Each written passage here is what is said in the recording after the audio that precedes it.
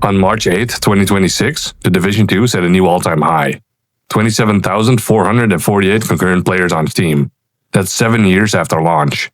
The number went up significantly because Ubisoft revealed a 2026 roadmap that promised something Division players have been waiting on for years. Crossplay. The catch? Crossplay didn't arrive in the update released in April with the start of Year 8.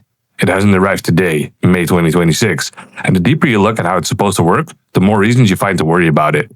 Let's take a look at what's actually going on in the Division 2 right now, the good, the broken, and the one upcoming feature that could either save this game or break the parts of it that actually work really well.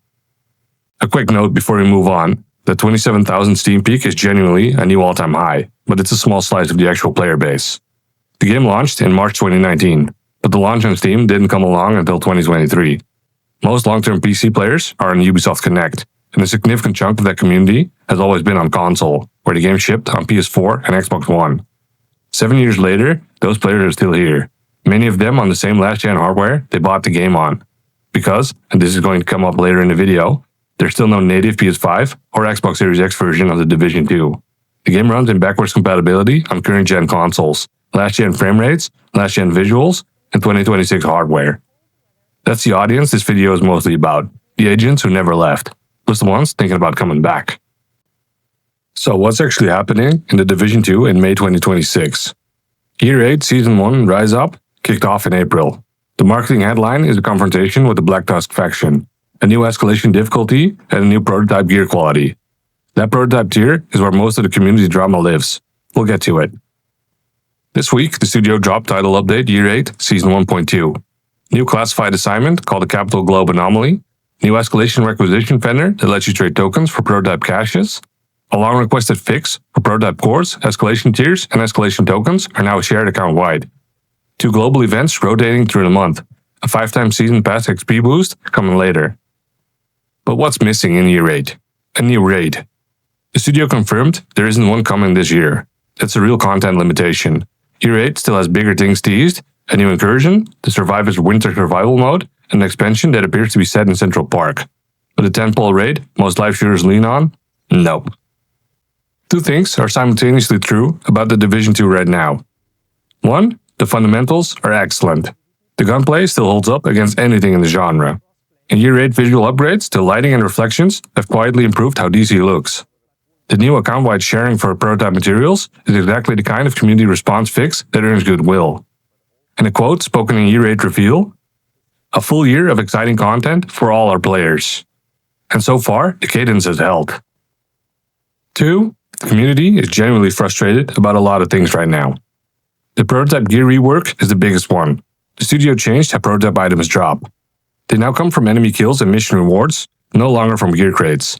The community split hard on this. Some welcomed the rebalance, and others felt the studio broke a working farming loop in service of artificial scarcity. There are players openly posting they've stepped away from the game the first time in years. And then there's the delta errors, disconnects that trigger a rollback of about 10 to 15 minutes of progress. They've been a problem for weeks. The studio acknowledges them, but they aren't fully fixed. And on PS5 and Xbox Series X, players are still asking for a native upgrade. Running a 2019 build in backwards compatibility on 2026 hardware shows its age, but there's no announced timeline for anything like that. Which brings us to Crossplay. Ubisoft confirmed it at the 10-year anniversary showcase in March. The exact wording in the roadmap is expanded crossplay across consoles and PC. That's the feature most of the returning audience is most excited about. There's no firm release date. The 2026 roadmap places it sometime later this year. A lot of returning players, based on the Steam community threads, assumed it would arrive with the Rise Up update in April. It did not. And as of today, it's still not in the game. There are Steam threads from players who bought the game back specifically for crossplay and are now publicly recommending other players to hold off. And here's the bigger issue. The technical foundation for crossplay in The Division 2 is genuinely difficult. The Snowdrop engine version this game runs on predates modern crossplay norms. According to public developer statements, the version of Snowdrop in The Division 2 was not designed to support crossplay or cross-save. The only crossplay the game has ever had was a limited to PC to Stadia connection, which evaporated when Stadia shut down in 2023. Bringing crossplay to PC and console now means rewriting netcode, harmonizing inputs across mouse, keyboard, and controller, and reworking the verified anti-cheat layer on a 6-year-old codebase. And then there's the PvP problem. The Division 2 has a Dark Zone, a PvPvE area where players can go rogue and hunt each other for loot, and a dedicated PvP mode called Conflict. PC mouse and keyboard precision versus controller aim is a real balance issue in any crossplay shooter. Most games solve it with input-based matchmaking, sorting players into pools by input device, not platform. Whether the Division 2's matchmaking can handle that, and at this game's population size, is an open question. And then the second-order consequences. PC has cheaters. Console historically hasn't had to deal with them at the same rate, but Crossplay merges those pools. The community has been asking, very loudly, what the fair fight is going to look like under that load. When Crossplay finally lands, and it will, probably this summer or fall, three things are going to be true at once. Queue times will get faster, especially on console where some modes already feel half empty. Dark Zone will get more lively, and the studio will have one shot to nail the PvP balance and the anti-cheat. Get it wrong, and the most loyal part of the community could be the ones hurt most by the feature they've been asking for. So, should you boot it up today or wait? A few honest framings. If you've never played and you're interested in the looter shooter genre, this is probably the best time to get in. The fundamentals hold up.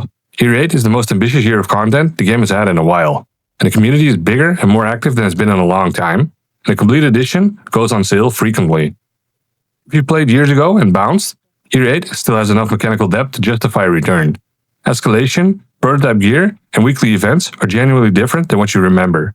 Bring patience for the delta errors and don't expect a native upgrade. If you come back specifically for crossplay, wait. The studio has not given a hard date. The technical work is non-trivial. Buying the game right now, expecting a day one crossplay, is going to disappoint you. If you're playing actively right now, you already know what tonight's session should look like. Year 8 Season 1.2 just shipped, and you're probably already logging in. The Division 2 in May 2026 is not a finished comeback story. It's a comeback in progress. The game having one really good year, with a couple of really frustrating bugs, a major upcoming feature that could land beautifully or land badly, and a community that's bigger than it was, louder than it was, and divided in ways it didn't used to be.